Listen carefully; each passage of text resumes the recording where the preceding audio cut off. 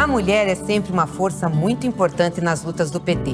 Seja em governos, no parlamento, nos movimentos sociais ou na linha de frente de programas como o Bolsa Família, o Minha Casa Minha Vida, o ProUni. Precisamos que as mulheres participem ainda mais da política. É assim que faremos um Brasil mais justo e acolhedor. Vem com a gente, vamos juntas reconstruir o Brasil.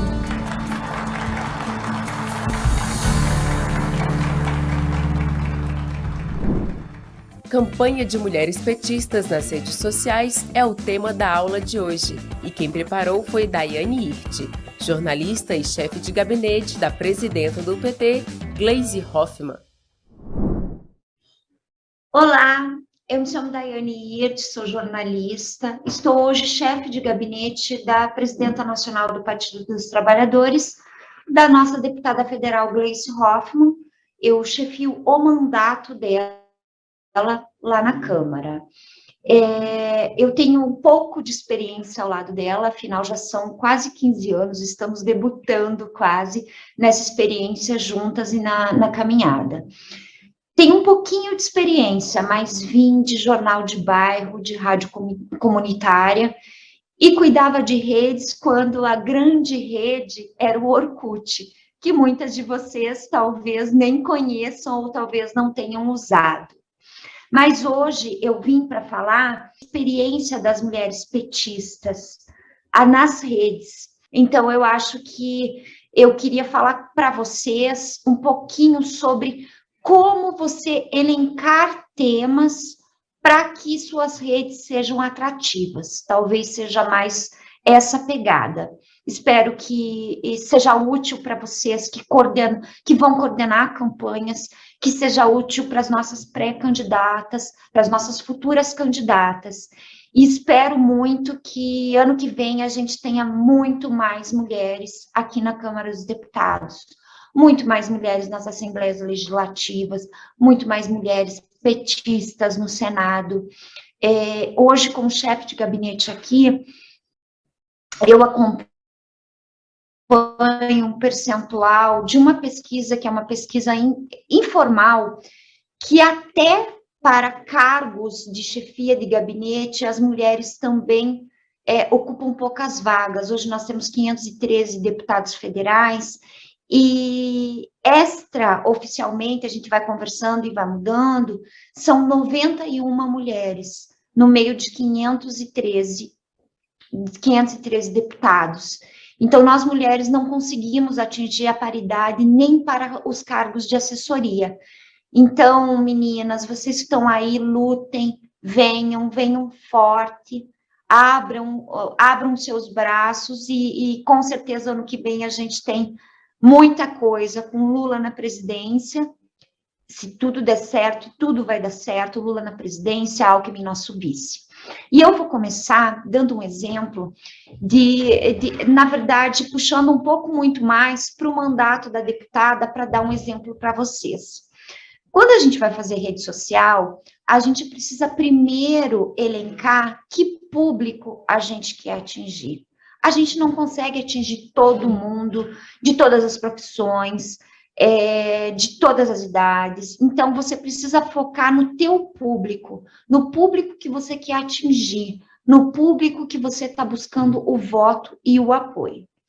Pois bem, como eu disse para vocês no início, eu trabalho com a deputada, eu comecei com ela, a primeira campanha com ela foi em 2008, quando ela foi candidata a prefeita de Curitiba. Depois disso, nós fizemos 2010, ela foi candidata a prefeita de Curitiba e não conseguiu o êxito. Ela já tinha sido candidata em 2006, mas em 2006 eu não participei do núcleo de campanha. Eu coordenei campanhas como militante do partido aqui de Curitiba. Então, em 2006 ela foi candidata ao Senado pela primeira vez, não se elegeu. 2008 ela foi candidata à prefeitura de Curitiba. E 2010 ela foi candidata ao Senado. Ela se elegeu, sendo a mais votada, ela fez mais votos que o governador eleito, e ela foi a primeira mulher paranaense a ocupar uma vaga no Senado Federal. E ela tinha um mote de campanha, e ela tinha um pensamento, um discurso, projetos voltados para as mulheres, mas voltado também para uma questão que nós sofremos, e para as mulheres que são mais velhas, que sempre se dedicaram só ao lar, que foram donas de casa, tinham um problema, elas não conseguiam se aposentar. Então, aí, a gente já tinha um público, e a gente já tinha projeto, já tinha proposta. Pois bem, eu vou chamar de senadora, porque nós estamos falando Senado, então, a candidata ao Senado, Gleice Hoffmann, durante toda a sua campanha, disse que ia lutar por isso, porque as mulheres mereciam ser respeitadas, porque todas nós trabalhamos.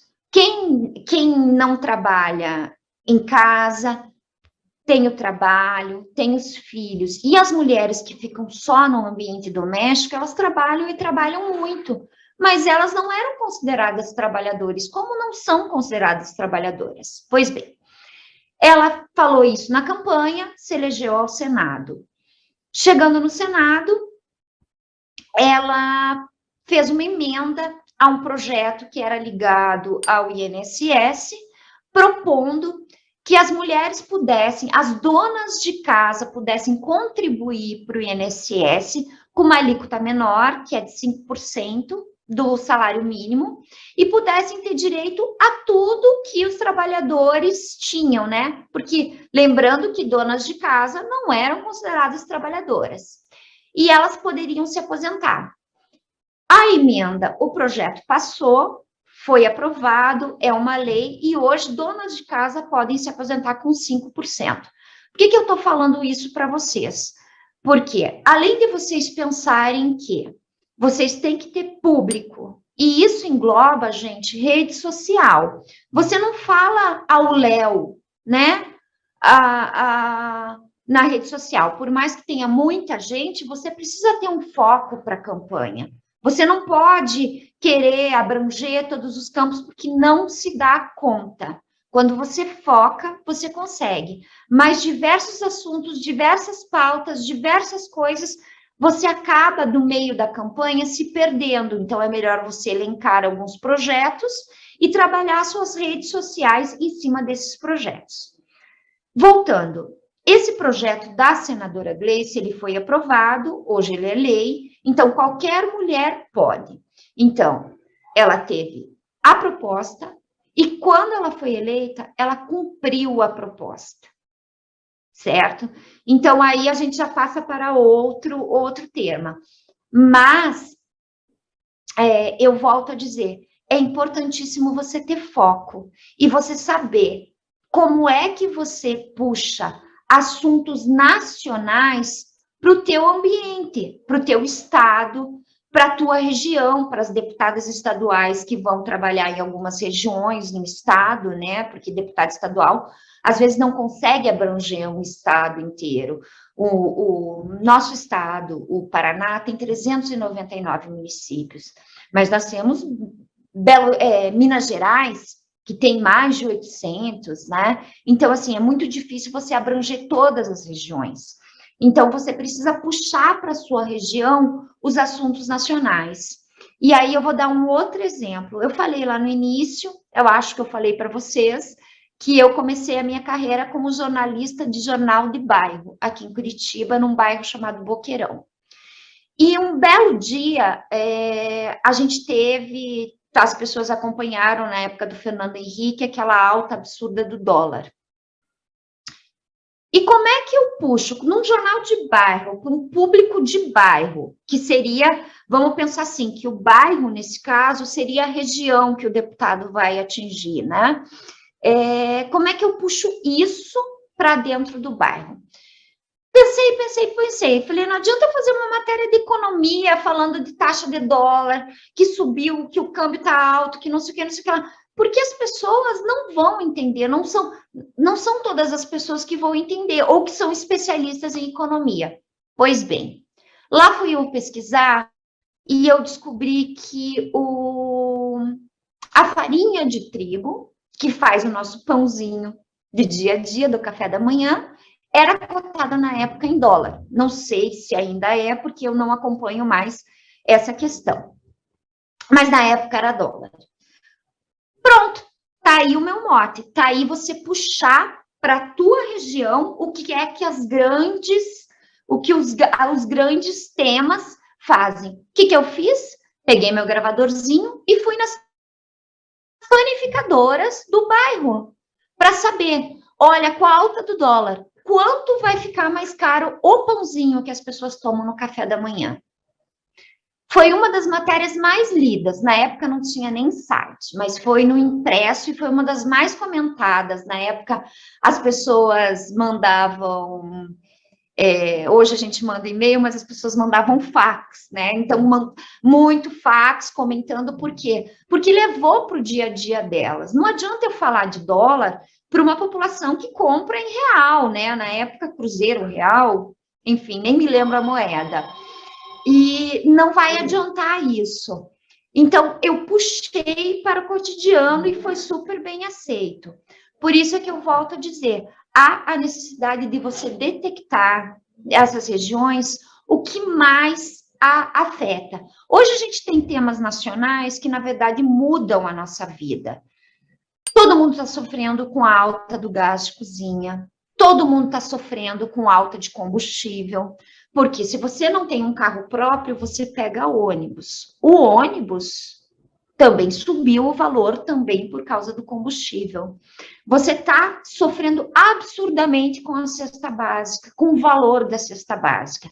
Essas pautas são pautas que valem para qualquer card, para qualquer videozinho para TikTok, para qualquer lugar. São 3 pautas que eu acho que são imprescindíveis de serem trabalhadas em todos os cantos, em tudo o que a gente puder. Combustível,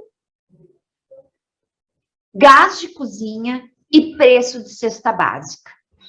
Então, essas dicas, essas coisas, é muito mais percepção. Como, volto a dizer, eu acho que eu estou falando pela 5ª vez, que é importantíssimo você ficar focado no que na sua região é importante, sabe? Então, eu falo isso para todo mundo. Eu falo, não adianta eu querer falar de, sei lá, preço de parafuso, se não é algo que interfere na minha vida. Então, volto a dizer, combustível, gás de cozinha, cesta básica. Faça discurso, vá para a rua, faça videozinho, entreviste as pessoas, intercale a fala da sua candidata, deputada, senadora, com falas de pessoas, né? O povo na rua, as pessoas gostam de movimento, as pessoas não gostam daqueles vídeos estáticos que você vai lá, bonitinha, e barará, barará, barará, barará, barará. Não, as pessoas gostam de participação. Uma outra coisa, que são as sacadas, que vocês também têm que ficar muito atentas, nas sacadas do que está acontecendo. E um exemplo, que é um exemplo bem recente, que o PT, a comunicação do partido, teve uma sacada enorme, todas nós vimos o discurso, o lançamento da pré-campanha do nosso presidente e do nosso vice-presidente. Pois bem, Alckmin vai lá e no meio do discurso diz, assume e diz, agora é Lula com chuchu. O que o PT fez? O PT lançou um concurso de receitas de Lula com chuchu. Já que o Alckmin assumiu, já que o Alckmin tá dentro do chuchu, então bora aí. E a sacada mais maravilhosa foi o card, porque para quem conhece um pouco, para quem entende um pouco de cozinha, a foto do Lula é de chapéu de chefe, de uniforme chapéu de chefe. A foto do Alckmin é sem o chapéu, porque ele é o SUS-chefe, certo? Então, o que seria o vice, certo? Então, essa sacada. E por quê? Porque foi uma sacada rápida, não demorou. E não pode demorar dias, semanas. Campanha vai ser uma coisa assim, ela começa hoje, gente. Quando vocês piscarem os olhos, já é o dia da eleição. Então, é um período que nada fica para amanhã. Tudo tem que ser na hora, as pessoas têm que ficar ligadas, toda a equipe tem que ficar ligada, vocês mulheres que vão estar coordenando campanhas, que vão estar candidatas, vocês têm que ficar ligadas. E repetição. Repetição. Por que é que no WhatsApp a gente reclama que o outro lado repassa muito? Eles reavivam as coisas, passa um mês, eles lançam de novo. Eu não estou falando para vocês fazerem fake news, tá? Por favor, eu estou dando um exemplo. Eles vão reavivando para que a pessoa seja de novo lembrada naquilo. Então, vocês podem fazer correntes do bem, reavivar projetos, reavivar propostas. 3 vezes por semana eu lanço a mesma proposta, com uma pegada diferente, de um jeitinho diferente, mas lança a mesma coisa. Se você quer ser conhecida por aquela proposta ou por aquele fato, lança. A repetição é uma coisa que grava na cabeça a imagem. Se a pessoa recebe pelo WhatsApp, ou abre o Instagram, ela abre, mas eu acho que eu já li isso. Aí ela vai, se ela for uma pessoa, ela vai pesquisar, ela vai ver que realmente ela já tinha lido isso, entendeu? E vai marcando na cabeça das pessoas, porque é isso que a gente precisa. Então, eu acho que é essa a minha mensagem. Eu faço questão de, se eu puder ajudar, no que eu puder ajudar. E volto a dizer, eu faço votos que a gente tenha muito mais mulheres nos espaços de poder. A política, por muito tempo, ela foi um espaço de homens, um espaço de discussão masculino. E nós, mulheres, precisamos mostrar que nós sabemos fazer, nós somos boas políticas, nós somos boas assessoras, nós somos boas coordenadoras de campanhas, nós temos que conquistar esse espaço. Então, eu faço votos do fundo do meu coração, que as nossas assembleias legislativas fiquem lotadas de deputadas 13 do nosso PT, que a nossa Câmara Federal tenha mais mulheres, tenha mais 13, e espero ver vocês aqui em Brasília, ou se um dia puder ir ao estado de vocês, vê-las nas assembleias legislativas, tá? Um beijo para vocês, espero que eu possa ter sido útil em alguma coisa, e o que precisar, eu estou sempre à disposição. Um abraço. Que futuro nós queremos para nós, mulheres, para os nossos filhos, para as nossas comunidades, para o nosso país?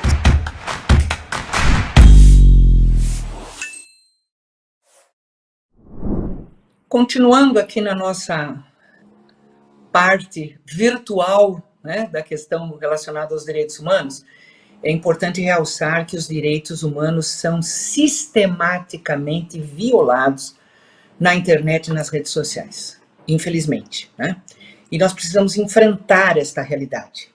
Esta realidade, ela é de difícil controle, ela é complexa porque as pessoas nas redes sociais se acham anônimas, ninguém vai descobrir, entende? Então, o anonimato enche determinados personagens de coragem para cometerem, né, crimes e absurdos, tá?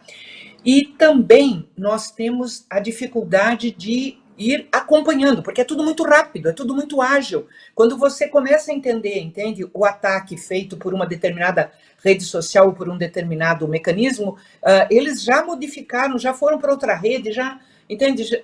Então, a gente não consegue acompanhar a velocidade para poder dar né, o combate, o enfrentamento devido às violações dos direitos humanos, como também a questão da legislação. Mas, obviamente, é necessário atuar, é necessário implementar, né? Então, é necessário ter políticas públicas de enfrentamento, né, às violações dos direitos humanos, e é fundamental ter também aprimoramento da legislação.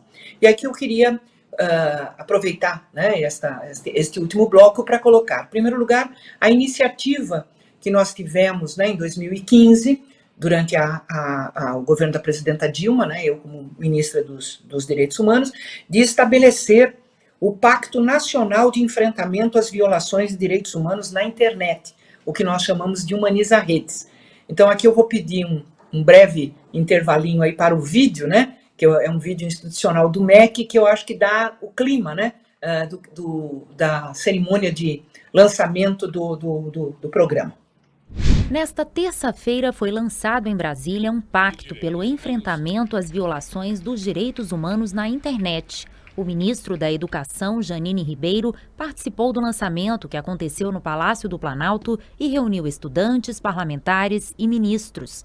Além de ações que visam a segurança dos usuários, o acordo cria uma ouvidoria online por meio do site www.humanizaredes.gov.br.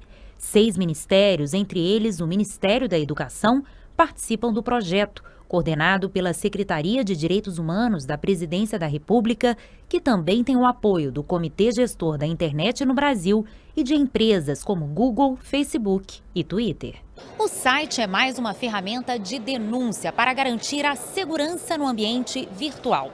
A ideia é usar a internet para evitar a violação dos direitos humanos na rede. E, para isso, o Ministério da Educação vai contribuir com orientações para pais, professores e alunos sobre a importância de uma internet segura. Um dos nossos principais eixos é o trabalho educativo, que será feito através das campanhas nas redes e na mídia, e todo o trabalho desenvolvido com o Ministério da Educação. Para a presidenta Dilma Rousseff, a iniciativa fortalece a democracia e deve gerar um ambiente virtual livre de preconceitos.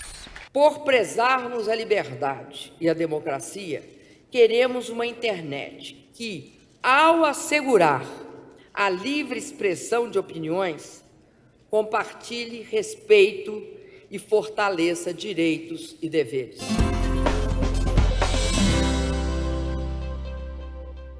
Então, visto o vídeo, eu só quero reforçar algumas coisas, né? Tinha 4 questões importantes, que era a questão da ouvidoria, né, de direitos humanos, que era o próprio site do Humaniza Redes, e que estava conectado com o Disque 100, com o Disque 180, e assim que a CEPIR, né, infelizmente não foi possível a CEPIR organizar, né, o Disque Denúncia, né, da questão racial, estava tudo conectado para a gente poder ter um mecanismo de, vindo a denúncia, a gente poder acionar, inclusive, né, até encaminhamento legal, tanto para retirar o conteúdo, né, como também para poder implementar ações judiciais, se fosse o caso de crime cometido, né? Nós tínhamos, inclusive, nessa parte aí da ouvidoria, né, da ligação com os disques 100 e 180, também uma parceria com a SaferNet, que é uma ONG lá da Bahia, né, que já era especialista, né, nessa questão da reação legal, né, judicial contra os crimes cibernéticos, e também nós, no acordo que nós fizemos com as plataformas, também aquilo que o Humaniza Redes identificasse como crime, né, cometido contra os direitos humanos, eles dariam prioridade na retirada, né, do conteúdo. Então, esse era o eixo da ouvidoria. Tá? O segundo era das campanhas educativas, porque você precisava, numa situação de redes sociais onde, né, os crimes de ódio, de violência e tal, você precisaria ter um contraponto, você precisaria obrigatoriamente ter as campanhas de divulgação dos direitos, de divulgação de como que você enfrentava, como é que você combatia. Isso você só pode fazer com campanhas articuladas, né? E o centro dessas campanhas era o Ministério da Educação, em parceria, né, com os governos estaduais e municipais, para a gente poder, né, fazer esse contraponto, entendeu? Em vez de uma rede de ódio, uma rede, né, humanizada. A outra questão era a política com relação às plataformas. Foi a primeira vez no mundo que as plataformas foram acionadas para fazer um acordo com um governo. Entende? Isso nunca tinha acontecido, não acredito até que nem aconteceu, entende? Foi o Brasil, como nós fomos protagonistas do Marco Civil da internet, também tivemos esse protagonismo de chamar, né, o Facebook, o Google, inclusive veio gente dos Estados Unidos para a cerimônia de lançamento, né, do Twitter e tal, porque era inédito, porque as plataformas, elas têm que ter mecanismos de fazer esse comando. E se elas não têm esse mecanismo, se elas não usam esse mecanismo adequadamente, elas têm que ser constrangidas a fazê-lo. Ou seja, tem que ter uma pressão, obviamente, social e institucional para que elas executem, né, uma política de combate ao ódio, à violência e ao crime nas redes. Tá? E o quarto eixo era a questão da parceria. Nós tínhamos identificado diversas instituições, como a OAB, Ministério Público, inúmeras ONGs e tal, que tinham atuação na questão, né, de também atuar contra o ódio na rede e a disseminação da violência. O tema da próxima aula é Mulheres e Imprensa. Não perca! De segunda a sexta-feira, às 16h na TV PT.